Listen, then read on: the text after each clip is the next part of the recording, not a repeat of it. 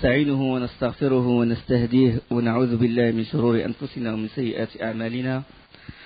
من يهده الله فلا مضل له ومن يضلل فلا هادي له، وأشهد أن لا إله إلا الله وحده لا شريك له، وأشهد أن محمدا عبده ورسوله. أما بعد، فإن خير الكلام كلام الله، وخير الهدي هدي محمد صلى الله عليه وسلم، وشر الأمور محدثاتها، وكل محدثة بدعة، وكل بدعة ضلالة، وكل ضلالة في النار.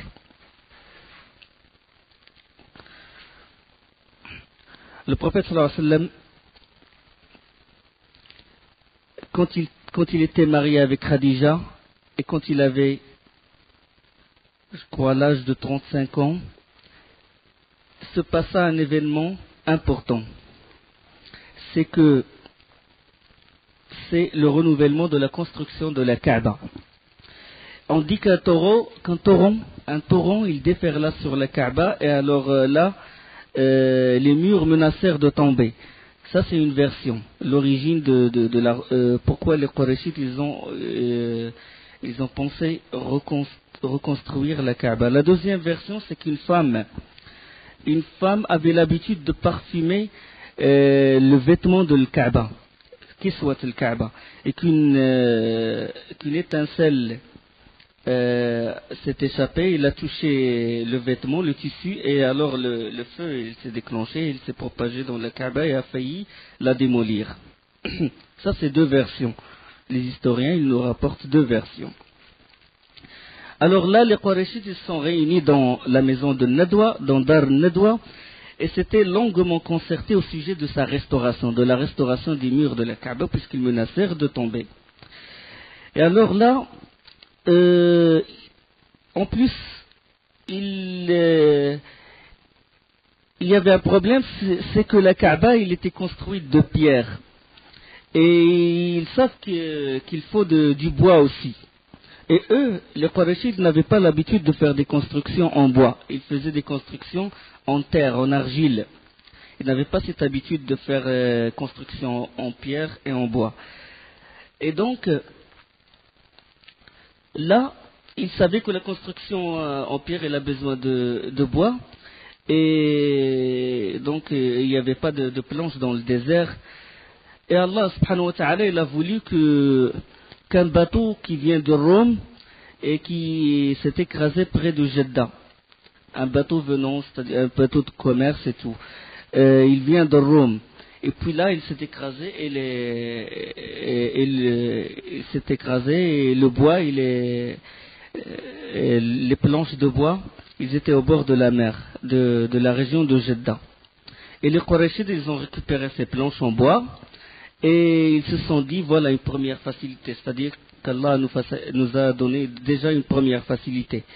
Et alors, après quelques jours, on vendit un esclave copte égyptien. Et cet esclave, il est connu, il est réputé charpentier expérimenté. Ils ont dit, voilà une deuxième facilité. Il y a le bois, et puis il y a quelqu'un qui connaît le métier. Eux, ils ne connaissent pas en général, surtout les Qurayshites, ils ne s'occupent pas de la construction et tout. Et le plus grand de leur temps, ils le passent dans le commerce et tout. Ils laissent ça en général aux esclaves. Là, ils ont dit, bon, il y a une deuxième facilité, mais ils ont décidé de n'accepter pour la construction de la Kaaba que des fonds licites. Des fonds qui sont licites, c'est-à-dire il ne rentre pas d'argent illicite, pas d'argent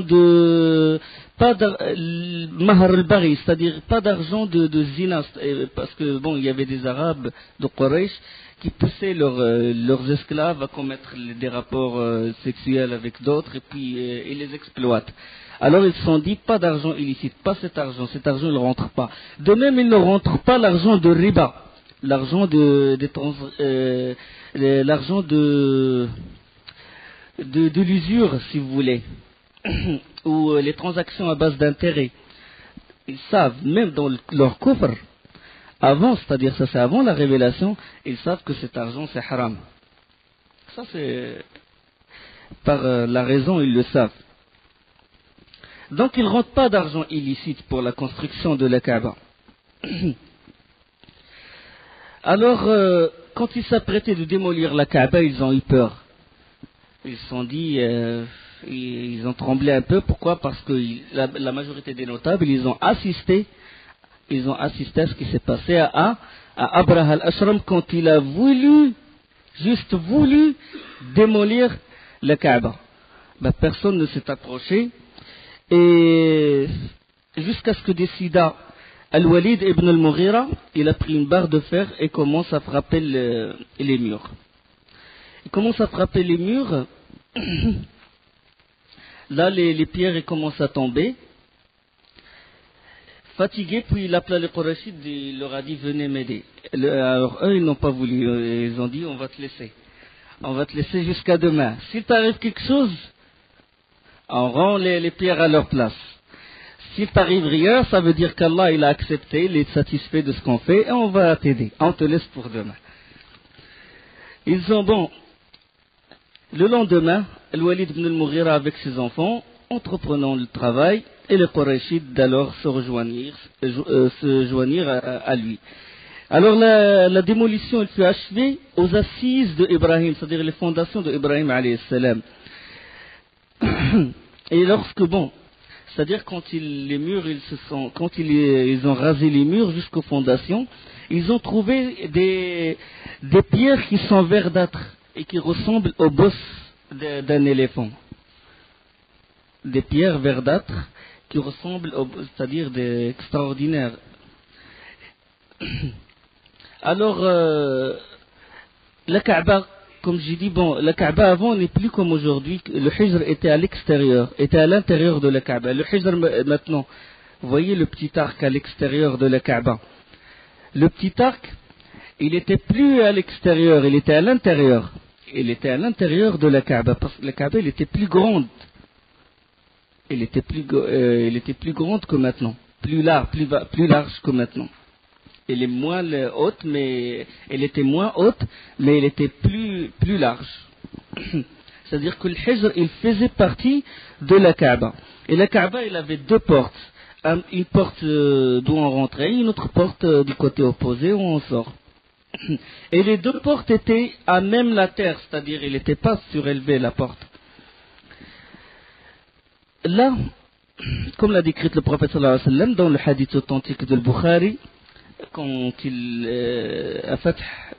y avait la prise de la Mecque, et hadith rapporté par Aïcha, il a dit: oh Aïcha, si tes compatriotes ne venaient que récemment se libérer de la mécréance, j'aurais démoli le Kaaba et je l'aurais construit sur les assises de Ibrahim.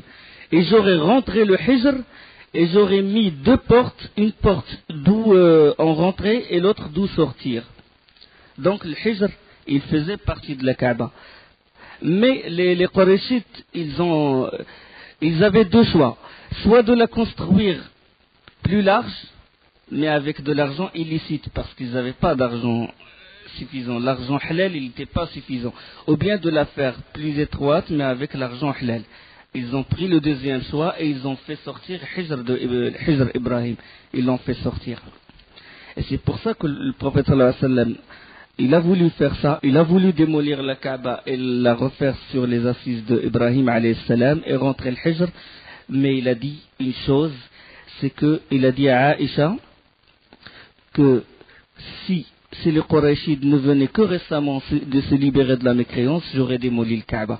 Donc il a voulu changer un mal, puisque ce mal il va aboutir à un mal plus grand. Il se peut que des Qurayshides qui viennent de rentrer à l'islam, ils voient la Kaaba se démolir, il se peut qu'ils apostasient leur religion et qu'il y aura une fitna. Donc le prophète sallallahu alayhi wa sallam n'a pas voulu faire ça. Bien que c'est un mal, normalement il doit la refaire sur Qawa'id Ibrahim. Mais il l'a laissé et il a fait tawaf autour, il l'a laissé comme elle est. Donc ça c'est une règle, que si on veut changer un mal et que ce mal va aboutir à un mal plus grand, on ne le change pas. D'accord, ça c'est une règle. Bon, ils ont préféré construire le Kaaba plus petite, avec de l'argent licite. Ils creusèrent les assises, comme j'ai dit tout à l'heure, jusqu'à atteindre les pierres verdâtres qui ressemblent au dos de chameau. C'était des pierres qui sont enchevêtrées les unes aux autres. Alors l'un d'eux, il a mis une barre pour extirper l'une de ces pierres. Alors là, une lumière a jailli, a failli aveugler la personne, et la barre tomba de ses mains. Là, ils ont su qu'ils doivent s'arrêter aux pierres verdâtres. Ils ont construit au-dessus de ces pierres verdâtres. Quand les murs furent élevés, et qu'on arriva à l'emplacement de la pierre noire, ils se disputèrent l'honneur de poser la pierre noire à sa place, à l'angle yéménite oriental. Alors, chaque tribu, il a voulu s'arroger l'honneur de poser la pierre noire. Cet honneur. À chaque fois qu'il y a un problème d'honneur, là, ils peuvent donner tout pour l'honneur. Il y a d'autres pour l'argent et tout. Mais les Arabes, dans leur tête et tout, si on veut vraiment savoir le comportement des Arabes, comment ils réfléchissent, question d'honneur. Ils ne baissent pas de la tête quand il s'agit d'une question d'honneur. Et c'était bénéfique pour l'islam, pour des hommes comme ça. C'est-à-dire quand on oriente la pensée de la personne, au début il était jaloux et tout pour l'honneur, il ne baisse pas la tête pour l'honneur. Après, quand il se convertit à l'islam, il est toujours solide, il reste toujours un homme, quoi. Khiyarukum fil jahiliya, khiyarukum fil islam. Les meilleurs d'entre vous dans le jahiliya qui ont eu l'honneur et qui protègent leur honneur, ils sont les meilleurs dans l'islam. L'exemple de Omar ibn Khattab radiyallahu anhu et d'autres, Hamza et d'autres. Alors ils se disputèrent l'honneur de poser la pierre noire. La pierre noire, on connaît notre aqidah là-dessus. Quelle est notre aqidah concernant la pierre noire? Comme le hadith authentique, quand Omar ibn Khattab, quand il a touché la pierre noire, qu'est-ce qu'il a dit? Il a dit, par Allah, je sais que tu n'es qu'une pierre qui ne peut ni nuire, ni profiter. Et si je n'avais pas vu le prophète sallallahu alayhi wa sallam t'embrasser, je ne t'aurais pas embrassé. Donc, c'est une pierre normale. Seulement parce qu'on a vu le prophète sallallahu alayhi wa sallam embrasser cette pierre, on l'embrasse. D'accord? Là, revenons à cette dispute entre les Qurayshites pour poser la pierre noire, Banu Abd ad-Dar, c'est-à-dire ça, les fils de Abd al-Muttalib. Banu Abd ad-Dar, parce que c'est eux qui sont responsables de la hijab, de la Kaaba, eux, qu'est-ce qu'ils ont fait? Ils ont dit, par Allah, personne ne pose la pierre noire à part nous. Et ils ont amené une bassine pleine de sang et ils ont mis leurs mains dans ce sang. Il a dit, sinon le sang. Soit c'est nous qui posons la pierre noire, soit on fait couler le sang. Les autres, ils ont fait pareil. Bani Makhzoum, ils ont fait pareil. Bani Adi, d'où fait partie Omar ibn Khattab, ils ont fait pareil. Alors ils faillirent en arriver aux mains. Et alors là, il y avait un homme très respecté parmi eux, et il est très vieux, c'est le plus vieux, on dit que c'est le plus vieux de Quraysh. Et il s'appelle Abu Umayya ibn al-Mughira. Abu Umayya ibn al-Mughira, qu'est-ce qu'il a dit? Il a dit à quoi ça va servir de s'entretuer? Ils vont mieux se mettre d'accord sur un point. Ils ont dit, quel est ce point? Il a dit, on choisit un arbitre. Quel est cet arbitre qui va juger entre nous? Il a dit, prenez comme arbitre le premier qui rentre par la porte de Bani Shayba, Bab Salam maintenant, près de la porte de Safa. Là, ils attendirent. Et c'était le prophète sallallahu alayhi wa sallam qui rentra. Et alors, quand il est rentré, tous s'écrièrent. Ils ont dit, Muhammad, Al-Amin, Al-Amin, Al-Amin, Radina, Radina. On a accepté, on connaît. C'est un homme de confiance, c'est le plus digne de confiance de la région. Tous acceptèrent. Et alors là, le prophète sallallahu alayhi wa sallam, c'est aussi une marque de l'imminence du prophète sallallahu alayhi wa sallam comme juge, berger, commerçant, combattant, riche commerçant, juge. Maintenant. Alors le prophète sallallahu alayhi wa sallam leur demanda d'étendre un drap, dans une autre version, sans qamis, sans manteau. Il étendit son manteau sur le sol et il y a mis la pierre noire. Ensuite, il demanda aux représentants de toutes les tribus de tenir un coin du drap ou du vêtement. Ils le soulevèrent à la hauteur de l'emplacement de la pierre noire et Mohammed sallallahu alayhi wa sallam le rendit lui-même à sa place. Et il a sauvé Quraysh d'une grande guerre. Là, bon, entre parenthèses, que la pierre noire, elle est restée dans la Kaaba jusqu'au jour où sont venus les Qaramita. Qaramita, c'est une secte qui fait partie des chiites. Et les Qaramita, c'est une secte qui est très déviée. Qu'est-ce qu'elle a fait? À cause de leur déviation, de leur égarement, ils ont construit une autre Kaaba, selon des historiens, dans la région de Bahreïn. Et ils ont transporté la pierre noire de la Mecque jusqu'à cette région. Et c'était à peu près dans 317 de l'Hégire, c'est-à-dire le 4e siècle de l'Hégire. Et il est resté sous leurs mains, c'est-à-dire il est resté dans cette Kaaba près de plus de 20 ans, jusqu'à ce que les sunnites, alhamdoulilah, ils l'ont récupéré. Ils ont récupéré la pierre noire, mais quand ils l'ont récupérée, elle était cassée. La pierre noire, elle était déjà fragmentée. Ils ont récupéré des morceaux. C'est pour ça que maintenant la pierre noire comme elle l'est actuellement, c'est des granules, c'est des morceaux et une pâte. La pâte, elle ne fait pas partie de la pierre noire. C'est juste un ciment qui cimente les granules de la pierre noire. Sinon, elle était cassée par cette secte déviée. Ça, c'est entre parenthèses. Durant cet événement, bon, ne se passa pas grand-chose, que le professeur sallam, il se mit à chérir la solitude. Il prit l'habitude de faire des retraites spirituelles, si vous voulez, dans une caverne du mont Hira, Ghar Hira. Et la caverne était, bon, c'est une petite caverne, elle est très petite, elle ne suffit qu'à une personne ou deux personnes. Et il avait comme une fenêtre où on peut voir la Mecque, on peut voir la Kaaba. Le professeur sallam, il faisait des retraites là-bas, et de là-bas il regardait la Kaaba. Dans sa retraite, sallallahu alayhi wa sallam, il veut personne avec lui, donc le Ghar Hira, comme il le voit, les gens qui font le pèlerinage, il est dans un endroit qui est dur à accéder. Parce que le prophète sallallahu alayhi wa sallam, il voulait personne avec lui. Il faisait ses retraites là-bas, des adorations, il méditait durant chaque année, surtout le mois de Ramadan. Il faisait ses retraites là. Mais l'année précédant la révélation, le prophète sallallahu alayhi wa sallam, il a passé un mois complet, durant ce mois, il se rend chez lui pour vérifier la situation de sa famille et tout, puis se munir de certaines... il s'approvisionne, et puis il rentre immédiatement à la caverne. Et durant le trajet, il entend quelqu'un l'appeler. Chaque fois durant son trajet, il y a quelqu'un qui l'appelle, lui dit « Assalamu alaykum ya Rasulallah ». Assalamu alaykum ya Rasulallah. Après la révélation, bon, le professeur sallam, quand il entend ça, il se retourne, il trouve personne. Bien sûr, après la révélation, il demande à Jibril alayhi salam, c'est qui m'appelait Assalamu alaykum ya Rasulallah avant le wahi? Et Jibril répondit, c'était les pierres et les arbres qui te saluaient. Il y a autre signe, il y a aussi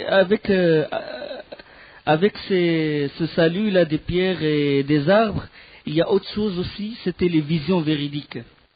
C'est-à-dire avant la révélation, le professeur sallam avait toujours des visions véridiques. Selon le hadith de Aïcha radiallahu anha, il a dit que l'un des premiers signes de la révélation fut la vision véridique durant son sommeil.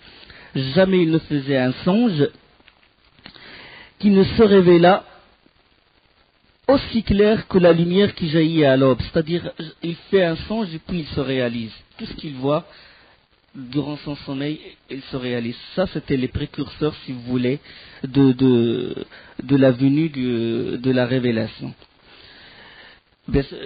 Concernant la vision véridique, le prophète sallallahu alayhi wa sallam, il a dit la vision véridique, elle est une partie des 36 parties de la prophétie. جزء من 36 جزءا من النبوة.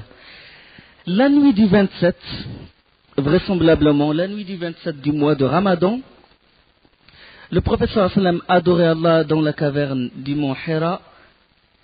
Un homme vint en lui, Jibril. Jibril, la première fois qu'il est venu, il est venu sous forme d'un être humain, d'un homme, et non pas sous forme d'un ange. Il portait des vêtements blancs et une bassine en soie, une sorte de soie qui s'appelle dibège, dans lequel il y a un livre.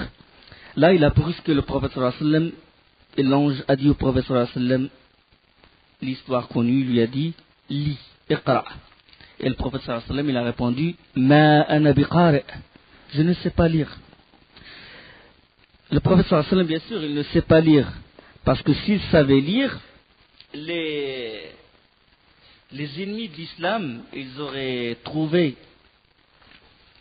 un prétexte comme quoi il a écrit le livre avec sa main. Allah subhanahu wa ta'ala, il dit que tu n'écrivais pas, que tu récitais pas le livre avant, que tu ne récitais aucun livre avant, ni tu l'écrivais avec ta main, sinon ceux qui veulent faire du mal à l'islam, ils trouveraient un prétexte. Le prophète sallallahu alayhi wa sallam, il a dit, je ne sais pas lire, et alors là, comme il le rapporte lui-même, sallallahu alayhi wa sallam, il dit, l'ange me saisit et me serra entre ses bras jusqu'à l'extrême limite de ce que je pouvais supporter. Puis il me relâcha, il relâcha son étreinte et me dit, lis. Il a dit au prophète sallallahu alayhi wa sallam, iqra, il dit, ma ana biqari. Là, Jibril, il a pris le prophète sallallahu alayhi wa sallam, il l'étreignait et le serra entre ses bras jusqu'au bout du souffle, puis il le lâcha, puis il dit, lis. Le prophète sallallahu alayhi wa sallam, il a répondu, ma ana biqari, je ne sais pas lire. Et Jibril, il a refait la même chose. Comme il le rapporte lui-même, sallallahu alayhi wa sallam, il me reprit dans son étreinte jusqu'à ce que je sois au bout de ma résistance, sur quoi il me relâcha et dit une troisième fois, lis, et je réitérai ma réponse, je ne sais pas lire, ma ana biqari. Cette fois encore, il m'étreignit comme avant, puis me libéra et dit, iqra bismi rabbika alladhi khalaq. Lis au nom de ton Seigneur qui a créé. Il a créé l'homme d'un caillot de sang, ou bien d'un grumeau qui s'accroche. Iqra bismi rabbika alladhi khalaq, khalaqa al-insana min alaq. Iqra wa rabbuka al-akram, alladhi 'allama bil qalam, 'allama al-insana ma lam ya'lam. Lis au nom de ton Seigneur qui a créé. Il a créé l'homme d'un caillot de sang. Lis, et ton Seigneur est le plus généreux, qui enseigna par le qalam. Il a appris à l'homme ce qu'il ne savait pas. Ces versets-là, ils ont été révélés la nuit du Qadr, la nuit sacrée si vous voulez. Inna anzalnahu fi laylatil Qadr, dans le mois de Ramadan, Shahru Ramadan, alladhi unzila fihi al-Qur'an, le mois de Ramadan où s'est révélé, où s'est fait descendu le Coran. Lis au nom de ton Seigneur. Regardez le verbe, le premier impératif, c'est de lire. Là, c'est aussi une leçon à prendre. C'est à la personne de lire. Mais il ne doit pas lire au nom de Shaitan. Il ne doit pas lire des philosophies ou des sciences qui ne le concernaient pas. Il doit lire au nom d'Allah subhanahu wa ta'ala. Iqra bismi rabbika alladhi khalaq. Lis au nom de ton Seigneur. Et là, il a créé l'homme d'un caillot de sang. Lis, et ton Seigneur est le plus généreux. Il est le plus généreux, et il est le plus généreux envers le prophète sallallahu alayhi wa sallam qui lui a donné cette mission. Qui enseigna par le qalam, et il a appris à l'homme ce qu'il ne savait pas. Donc c'est un apprentissage. Allah subhanahu wa ta'ala, il a appris au prophète sallallahu alayhi wa sallam par l'intermédiaire de Jibril, et le prophète sallallahu alayhi wa sallam, il a enseigné et il a fait apprendre le Coran à sa communauté. Le prophète sallallahu alayhi wa sallam récita les mêmes paroles à la suite de l'ange qui disparut aussitôt. Et alors là, le prophète sallallahu alayhi wa sallam il ne s'attendait pas à ça. Là, une crainte l'envahit. À ce moment-là, Khadija, il a eu un pressentiment, subhanallah, comme l'amour qu'une femme porte à son mari. Il a eu quelque chose, il a senti que son mari, le prophète sallallahu alayhi wa sallam, lui arriva quelque chose. Alors là, il a envoyé des domestiques à elle pour chercher le prophète sallallahu alayhi wa sallam. Elle savait qu'il faisait des retraites à Ghar Hira. Les domestiques, ils sont arrivés à Ghar Hira, mais ils ne trouvèrent pas le prophète sallallahu alayhi wa sallam. Ils cherchèrent partout. Le prophète sallallahu alayhi wa sallam, après ça, qu'est-ce qui lui est arrivé?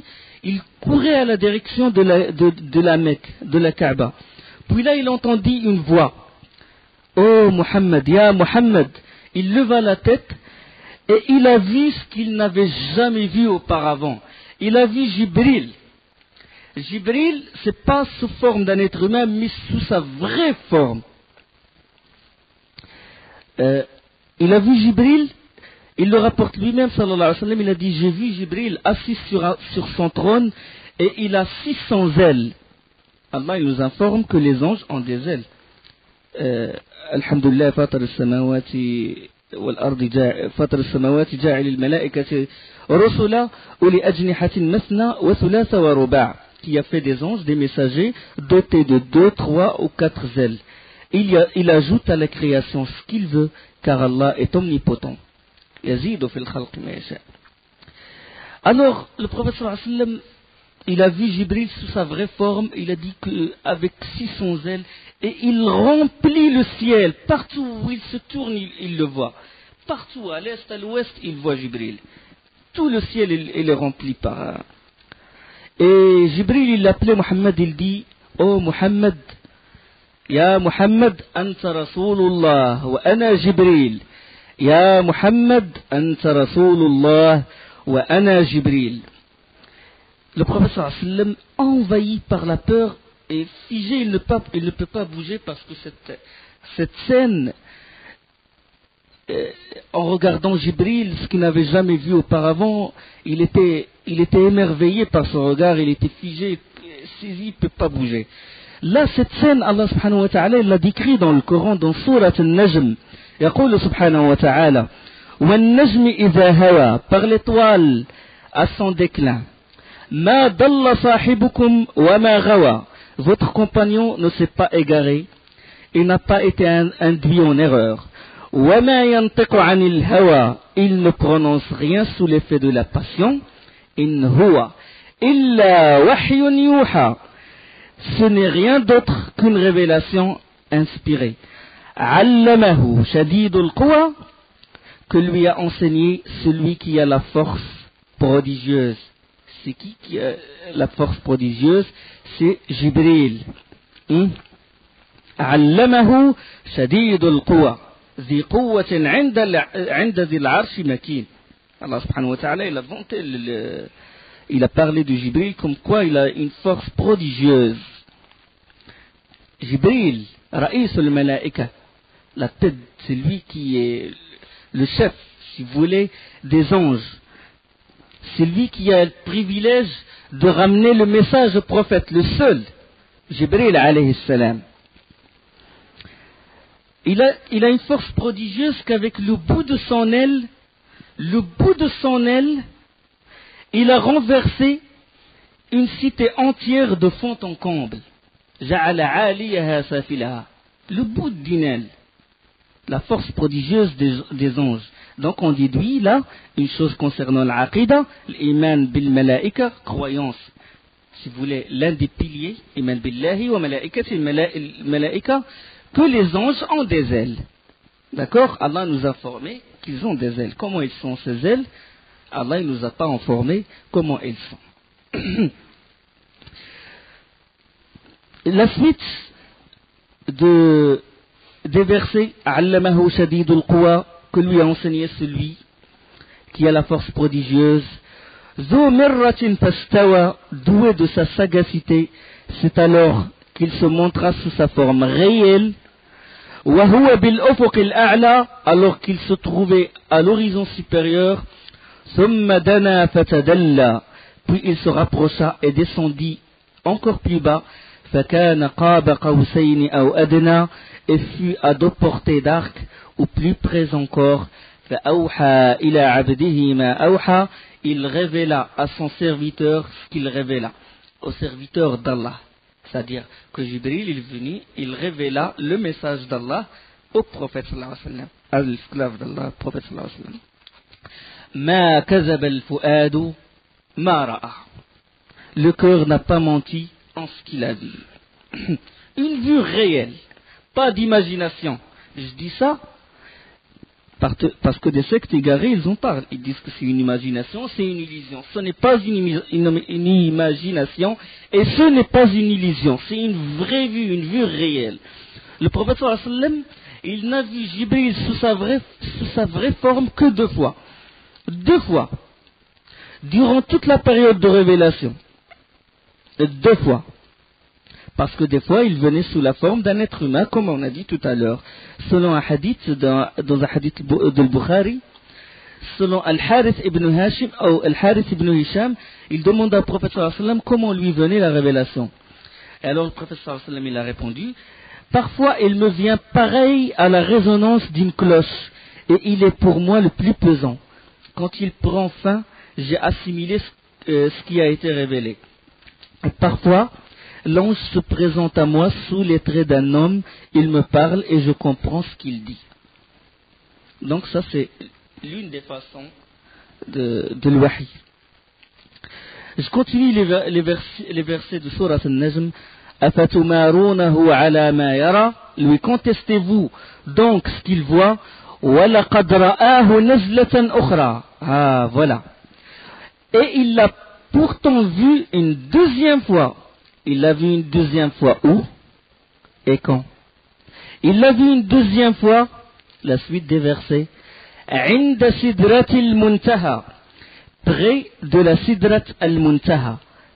Sidrat al-Muntaha, c'est quoi? Sidrat al-Muntaha, c'est le lotus de la limite, c'est-à-dire un arbre qui est au 7e ciel. Au 7e ciel. C'est-à-dire un arbre, puis de l'arbre, il y a Arsh al-Rahman et Allah subhanahu wa ta'ala au-dessus de son trône. C'est-à-dire lors du voyage nocturne, lors de l'Isra ou al-Mi'raj, quand le prophète sallallahu alayhi wa sallam, il a subi l'ascension, corps et âme, de Masjid al-Aqsa, Jérusalem actuellement, qu'Allah le rend en main des musulmans, Inch'Allah, de Masjid al-Aqsa jusqu'au 7e ciel, jusqu'à Sidrat al-Muntaha.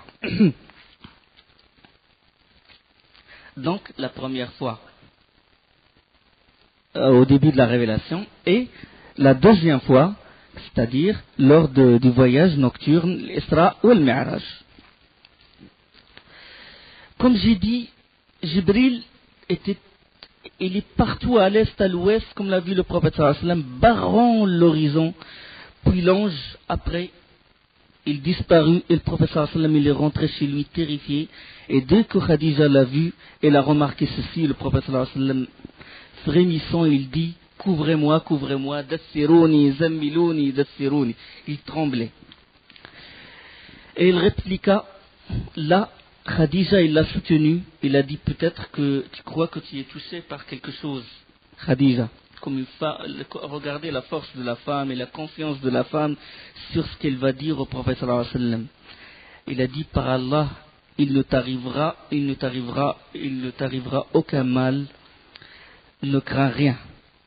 Il lui a dit, il l'a vu dans cet état et il l'a consolé avec ses paroles, avec cette confiance totale. Il a dit au prophète sallallahu alayhi wa sallam, ne crains rien, Allah ne t'abandonnera jamais, car tu fais du bien à tes proches parents, tu assumes de lourdes responsabilités, tu pourvois les dénués, tu traites généreusement les hôtes, et tu soutiens ceux qui défendent les justes causes. Regarde ce qu'elle a énuméré comme signe d'éminence du prophète sallallahu alayhi wa sallam. Il a dit, Allah, il ne t'abandonnera jamais, puisque tu fais ces choses-là. Tu assumes de lourdes responsabilités. Tu visites tes proches parents. Regardez la femme, subhanallah, une vraie femme, comment Normalement, les femmes d'aujourd'hui, ils doivent prendre comme référence ces femmes-là, pas les femmes occidentales, les femmes qui sont dans le coffre.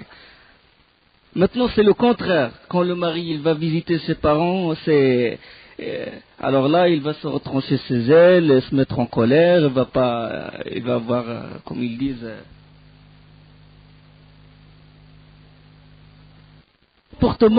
le comportement de la femme, de la vraie femme, c'est comme ça. Il a dit, Allah il ne t'abandonnera jamais puisque tu fais ce genre de choses. كلا والله لا يخزيك الله أبدا إنك لتصل الرحم وتحمل الكل وتكسب المعدوم وتقري الضيف وتعين على نوائب الحق. Il le laissa jusqu'à ce que la peur se dissipa. Alors là, Khadija, radiallahu anha, elle a trouvé son cousin. Son cousin, il s'appelle Waraq ibn Nawfal. On va parler de Waraq ibn Nawfal. Waraq ibn Nawfal, il avait embrassé le christianisme. On va parler comment il a embrassé le christianisme. Il a étudié la Torah et l'Évangile, et il sait que cette époque-là, cette période, c'est la période de la venue d'un prophète. Là, le prophète sallallahu alayhi wa sallam, il exposa les faits à Waraq ibn Nawfal, et Waraq, étonné d'écouter le récit du prophète sallallahu alayhi wa sallam, tout ce qu'il disait, il coïncide vraiment avec les signes qu'il a dans la Torah et dans l'Injil. Étonné de ce que dit le prophète sallallahu alayhi wa sallam, puis il a dit Allahu Akbar, par Allah, c'est bien le sublime Namous, un Namous qui a été envoyé à Moussa. Namous, ça veut dire Jibril. Namous al-Akbar. Innahu Namous al-Akbar alladhi unzila ala Moussa. Parce que Jibril s'appelait aussi, Namous, il s'appelait aussi Ar-Ruh. Ar-Ruh.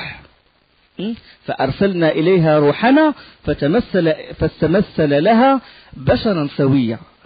Allah a envoyé Ruh, ça veut dire Jibril, à Maryam. Il a pris la forme d'un homme parfait. تعرج الملائكة والروح إليه, ça veut dire vers Allah montent les anges ainsi que Ruh, ça veut dire Jibril. Ruh al-Qudus, وأيدناه بروح القدس, on l'a soutint Ruh al-Qudus par Jibril, avec Jibril. إنه الناموس الذي أنزل على موسى. Puis là, il dit une parole. Il dit, ah, si j'étais jeune le jour où tu seras expulsé par ton peuple. Il a dit ça au prophète sallallahu alayhi wa sallam. Le prophète sallallahu alayhi wa sallam, il a répondu, il dit quoi? Ils vont m'expulser? Et là, Waraq ibn Nawfal, il donnait au prophète sallallahu alayhi wa sallam une leçon de l'épreuve que doit subir n'importe quel prophète. Et il a répondu, nul n'est venu avec ce message avant toi sans qu'il ne se soit fait des ennemis. Nul, tous les prophètes, ils ont subi des épreuves. Ashaddukum bala'an al-anbiya, thumma al-amsalu fal-amsal. Ceux qui ont subi les grandes épreuves, les plus grandes épreuves, c'est les prophètes. Et à leur tête, le prophète sallallahu alayhi wa sallam, thumma Nuh, thumma Ibrahim, thumma Moussa, thumma Isa. Khams ulul azm. Puis les autres prophètes après eux. Et après les prophètes, les savants, les hommes de bien, les gens qui propagent, les savants qui propagent la vérité. L'amsal fal-amsal. Les meilleurs et après c'est les meilleurs. Il a dit, si je restais vivant jusqu'à ce jour, je te prêterai main forte. Waraq ibn Nawfal a dit ça au prophète sallallahu alayhi wa sallam. Le prophète sallallahu alayhi wa sallam, il a eu ce qu'on appelle un nubuwah par la sourate de Iqra. Remarquez que la sourate Iqra, il n'a pas été révélé entièrement au prophète sallallahu alayhi wa sallam. Il n'a pas été entièrement révélé au prophète sallallahu alayhi wa sallam.